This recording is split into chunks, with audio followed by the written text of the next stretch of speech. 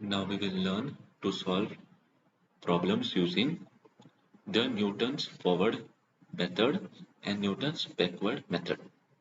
Now, we will first learn when are this method to be used.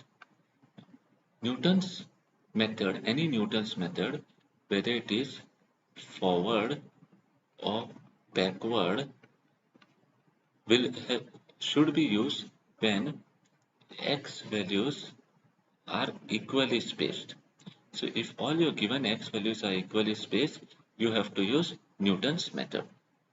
Now, we will use Newton's forward if the unknown value is at the beginning. Unknown x value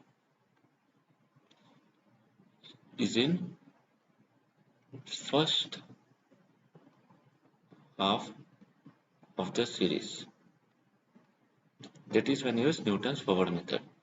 And you use Newton's backward when unknown x value is in the second half of the series, or basically the end of the series, something like that. Now, the Newton's forward interpolation formula is clearly mentioned over here. Y naught plus p minus 0 upon 1 factorial delta y naught, p minus 0, p minus 1 delta square y naught. This is how you calculate p, which is mentioned over in this formula. Now, we will solve a problem and will understand this method in detail. Estimate the expectation of life at the age of 16 from the following data. Now, as soon as you see this data, the first thing you have to do is you have to call the first row as X row and the second row as Y row. Now, the next thing which you have to understand is why Newton's method, to be more specific, why Newton's forward method is applicable here.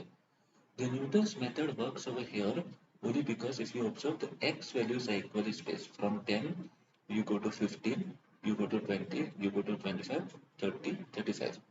The x values, if you observe over here, are equally spaced. And one more thing, this tells us that the Newton's method works. Now, the Newton's forward method works because this value, unknown value equals 16, lies in the first half of the series. If you divide the series into two halves, 16 lies somewhere here, which is in the first half, which is why we can use the Newton's forward method. Now, to use the Newton's forward method, we need to construct something known as the forward difference table. Forward difference table. Now, in the forward difference table, we write down the x and y values vertically as it is. So x values are 10, 15, 20, 25, 30, 35.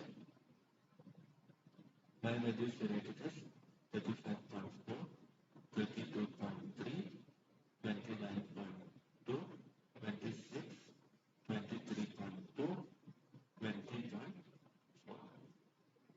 Now, in this further table, we construct some more columns, basically 5 more columns we have to construct.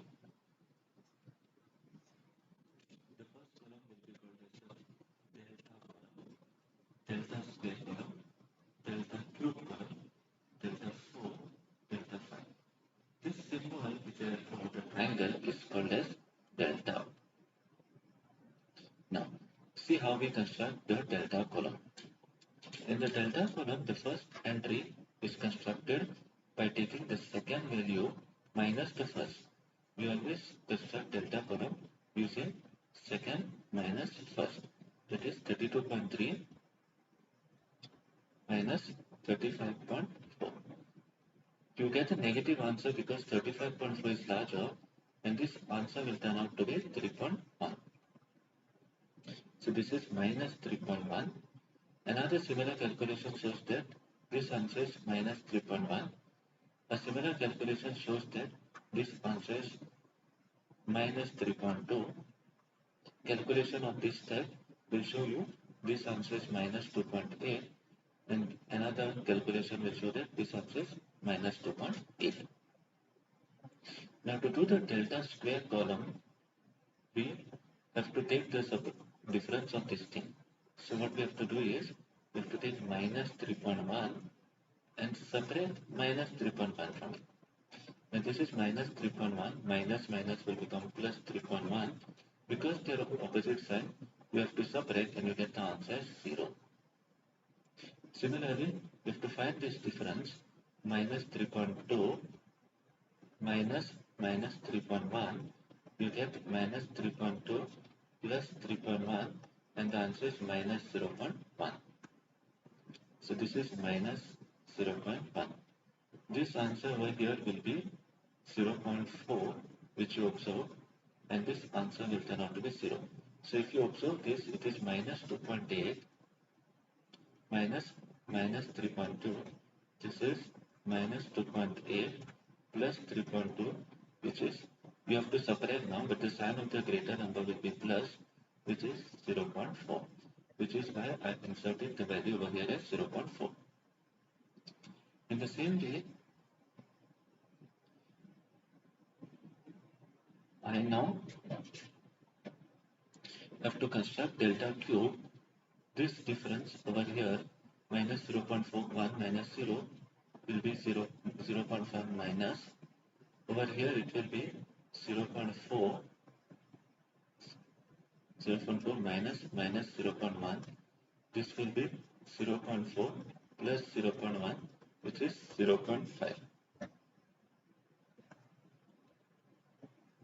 And this will be minus 0.4. Now over here, this difference we have to work out and insert here. This value will be 0.6 and this value over here will be minus 0.9 and this value will be minus 0.15. You can work it out and check that these values are the same. Now, in any Newton's forward method, the first step is always to construct the forward difference table. So in Newton's forward interpolation method, the first step is to construct the forward difference table. The second step is to find out the p-value. Step 2 is to find p. Now, p is given as x minus x naught upon x1 minus x0. If you observe in the Newton's forward interpolation, the p formula is x minus x naught upon x1 minus x0. In this case, the x is the missing value or the value which you are interested. The value x is 16. The x0 in this case is the first value in the x and x1 is the second value in the x column. So the first value in the x column is 10, second value is 15. So therefore, x0 is 10, x1 is 15. We insert all these values, 16 minus 10 upon 15 minus 10, which is 6 upon 5, which is 1.2. Now we use the step 3, which is the formula. Step 3, we